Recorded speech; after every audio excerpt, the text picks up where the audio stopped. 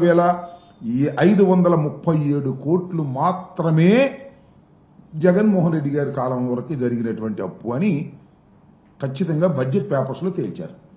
నేను అడుగుతా ఉన్నా చంద్రబాబు నాయుడు గారు ఇందాక ఒక మాట అన్నాడు, మేము ఊహించిన దానికన్నా కూడా ఎక్కువగా ఈ రాష్ట్రం నాశనం అయిపోయింది, మేము ఊహించలేకపోయాం, అందువల్ల ఇవాళ పథకాలన్నీ అమలు చేయలేకపోతున్నాం అనేటువంటి మాట ఆయన మాట్లాడాడు. ఏమండి, మీరు 14 లక్షల కోట్ల రూపాయలు అప్పు చేశారని ఊహించి చెప్పారే, చివరికి చూస్తే చట్టంలో దాని ప్రకారం చూస్తే కేవలం 6,46,000 కోట్ల రూపాయలు మాత్రమే ఉన్నదే. ఎక్కడండి నాకు తెలియకడుగుతాను చంద్రబాబు నాయుడు గారు, ఊహకు అందకోకుండా జరిగింది. మీరు చేసిన ప్రచారానికన్నా, మీరు ఊహించిన దానికన్నా తక్కువ అప్పులే జగన్మోహన్ రెడ్డి గారు చేశారు. అంతేకాదు, ఈ రిపోర్ట్ ప్రకారం చంద్రబాబు నాయుడు గారు ఏమంటారంటే 2022-23